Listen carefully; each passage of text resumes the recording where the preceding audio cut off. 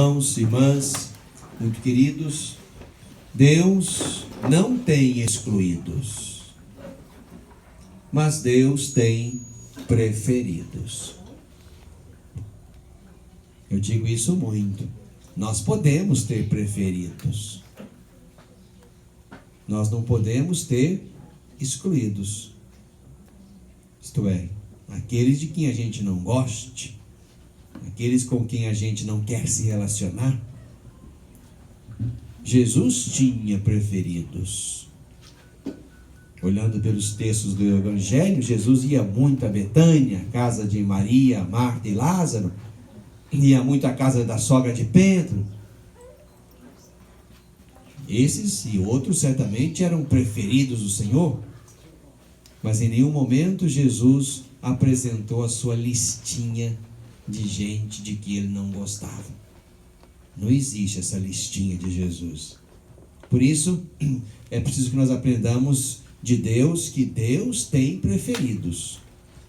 E como aos preferidos nós não só dedicamos um afeto maior, mas também um cuidado e um zelo maior. De modo que as nossas coisinhas mais queridas, ou as nossas pessoas mais queridas, a gente de alguma forma luta por elas. Vive e morre por elas. A leitura que hoje nós ouvimos do profeta Amós revela que de fato Deus tem os seus preferidos. Quer a todos, chama a todos, deseja salvar a todos, mas Deus tem aqueles aos quais quer fazer chegar, digamos, primariamente o seu amor, o seu cuidado, o seu zelo. Vós que maltratais os humildes e causais a prostração dos pobres da terra, vós que andais dizendo, aqui aparece uma listinha de coisas feias, tão antigas e tão novas. Quando é que vai passar a lua para a gente vender a mercadoria? Quando é que vai passar o sábado, dia que não se fazia nada, para a gente poder vender logo o trigo? Para diminuir a medida, aumentar o peso, adulterar a balança, dominar os pobres com dinheiro, comprar os humildes com um par de sandálias, pôr à venda o que não presta, o refúgio do trigo. Essas coisas aconteciam lá no tempo do profeta Amós. Acontece ali na esquina hoje.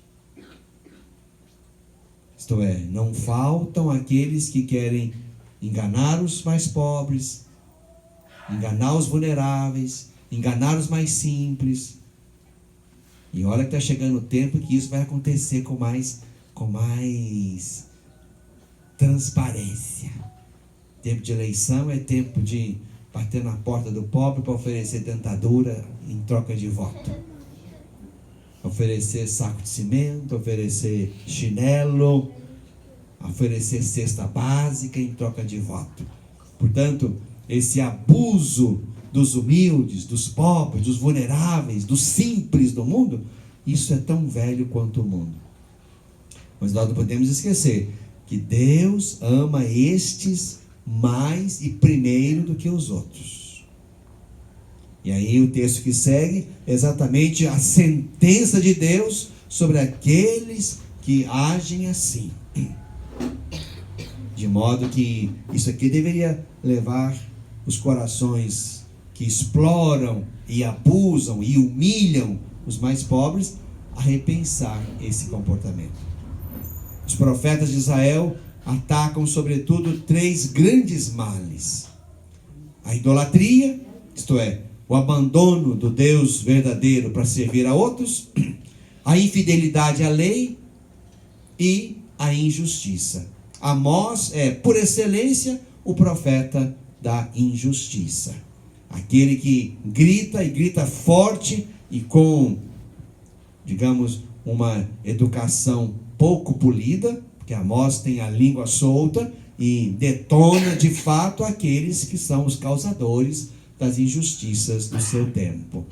E aqui mais uma vez aparece a predileção de Deus por esses.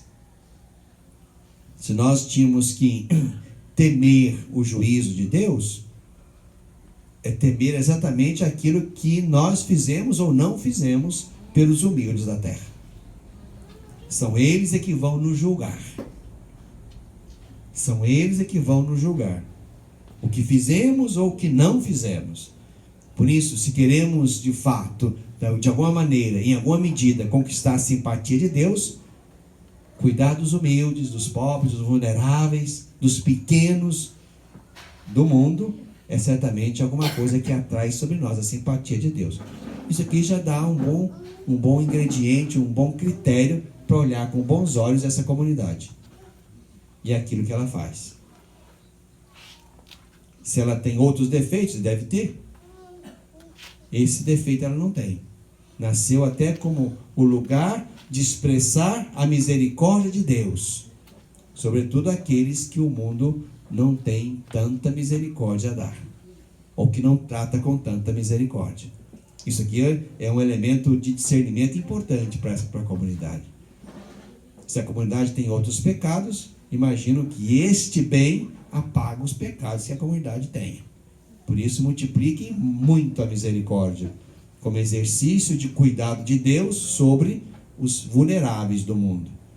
Isso certamente apaga, como lembra a Escritura, né? Lembra Tiago e lembra Pedro, isso apaga uma multidão de pecados. A caridade é a palavra deles, ou a misericórdia, apaga uma multidão de pecados. Depois temos esse belo texto também aqui de Mateus, onde mais uma vez aparece Deus que não quer perder ninguém e investe naqueles que estão perdidos, porque os que já estão achados, não precisa de investimento neles. Não vim para chamar os justos já são justos, os justos já são de Deus, mantenham-se aí. Jesus veio exatamente para os pecadores, para aqueles que ainda não conhecem o caminho certo, não sabem que Deus os ama, não sabem que Deus os deseja, os reivindica, os quer para si. Jesus veio para esses. Por isso nós gastamos tempo, gastamos voz, gastamos recursos, gastamos gente, gastamos carismas no cuidado com esses que por algum motivo perderam um pouco a direção de Deus, até porque o mundo se encarrega de facilmente roubar a fé da gente, e o mundo roubou a fé de muitos, e tendo roubado a fé, muitos entraram pelo caminho exatamente da contramão de Deus, o que não quer dizer que devam ser largados lá, porque se uma comunidade, uma nova comunidade, investe naqueles que para o mundo talvez tenha pouca importância, pouca relevância, estão cuidando daqueles que precisam saber que Deus também os ama, Deus também os quer, eles também são de Deus. E podem, a partir da sua realidade humana sofrida, limitada, restrita, eles também podem ser amigos de Deus, servos de Deus. Eles precisam saber que Deus os ama mais e os ama primeiro. Essa é a tarefa, certamente, da comunidade. Jesus chamou Mateus, né, que no Evangelho de Lucas é chamado de Levi. Jesus chama Mateus, agrega assim os seus companheirinhos, que não eram lá de boa laia, nem de boa reputação, e esses vão a Jesus. De modo que a conversão de Mateus gerou também a atração de outros na direção de Jesus. E é isso que é importante que façamos, né? Que a minha experiência de conversão não seja intimista e individual, mas o Jesus que eu já descobri, e aquele por quem eu já me apaixonei e a quem eu estou tentando seguir, eu sou chamado a levar outros também comigo. De modo que eu não esteja sozinho, e nem muito menos pensando numa salvação que é meramente individual. Deus é tão bom, a salvação é tão preciosa que eu não quero para mim sozinho esses dons. Por isso levo comigo aqueles que, na minha leitura, estão precisando ainda fazer esse encontro com Jesus e, a partir de Jesus, repensarem a vida, as opções, os caminhos errados, as decisões equivocadas, a ponto de, pelo poder de Jesus, darem conta de refazer o caminho. Que bom que haja uma comunidade que investe também nisto. São sinais bonitos de que a comunidade tem traços que agradam a Deus. É preciso investir neles. Mas também não podemos deixar de comentar a jovenzinha desta noite, né? Olhando aqui, a gente vê muitas menininhas que talvez tenham a idade de Santa Maria Goretti. Santa Maria Goretti nasceu em 1890 e morreu ali, nos primeiros anos, 1902, antes de completar 12 anos.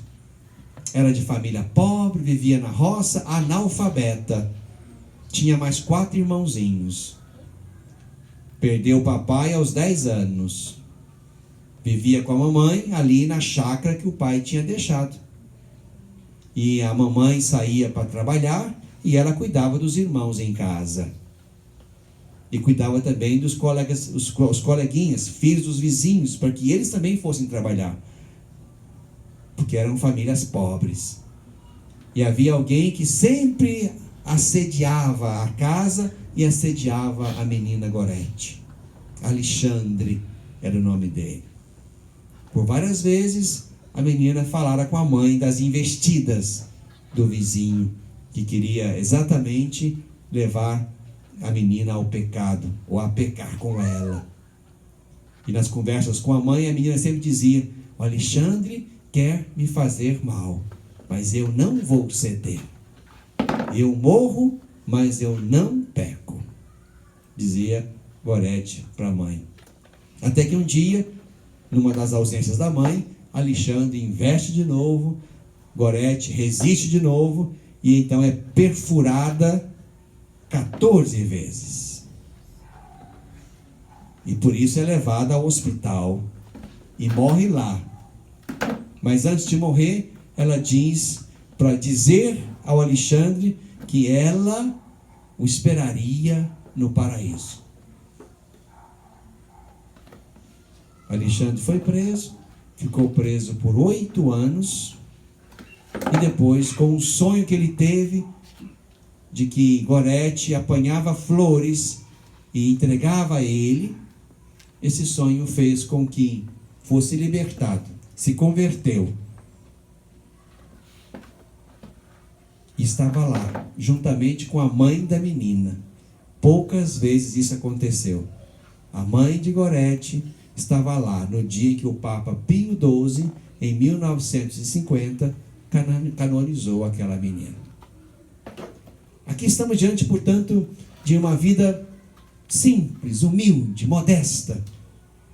Menina analfabeta, pobre, profundamente marcada pela experiência da fé, e foi isso que levou a menina a não ceder, a não cair, a ponto de dizer para Alexandre: não faça isso comigo, porque você vai para o inferno, dizia ela, no modo como a mãe contava depois as conversas com a filha. Então, alguém que na sua simplicidade fora formada pelo próprio Deus, já que não tinha nem capacidade de ler a palavra, de estudar os catecismos, não, alguém que fora formada pelo próprio Deus, que aprendera de Deus os bons costumes, o bom comportamento, aquilo que de fato agradava a Deus. O Papa Pio XII, na homilia que fazia lá por ocasião da canonização, dizia que nem todos nós somos chamados ao martírio, mas todos somos chamados a praticar as virtudes cristãs, com determinação, com coragem. E esse é o nosso martírio constante e cotidiano, isto é, a fadiga de construir nossa vida em cima das virtudes cristãs.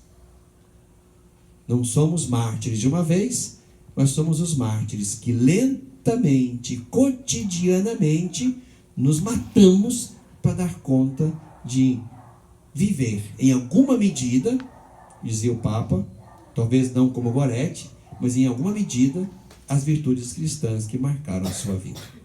Por isso, irmãos e irmãs, na Eucaristia de hoje, também peçamos a Deus que nos ajude a crescer nas virtudes.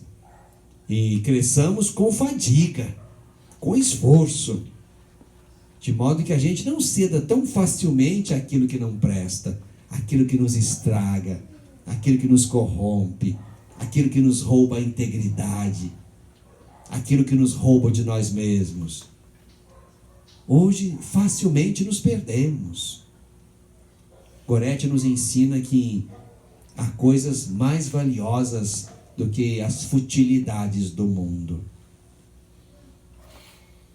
Os devaneios, as relações pobres do mundo. Há tesouros maiores que nós, com fadiga, poderíamos, com a graça, conservar. Basta juntar o nosso desejo, dizia o Papa, a nossa vontade, com a graça de Deus que não falta. Então, que a Eucaristia de hoje nos eduque também, irmãos. Cada um no seu lugar, cada um na sua família, cada um na sua comunidade, sejamos homens e mulheres virtuosos. Não porque fazemos isso por competência própria. Ninguém é bom por si mesmo. Somos bons porque temos boa relação com Deus e Deus nos faz bons. Ninguém é bom sem Deus. Por isso que a Eucaristia nos educa ainda mais para uma intimidade com o Senhor e Ele nos ajude a ser bons, a ser virtuosos.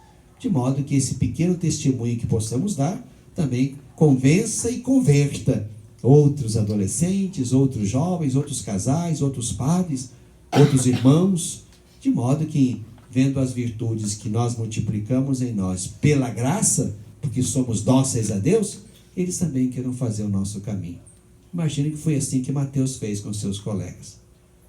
Foi assim que Jesus trouxe não só Mateus consigo, mas outros tantos, que a partir do exemplo de Mateus, também souberam dar o coração a Jesus. E porque Mateus o deu, os seus colegas também quiseram dar.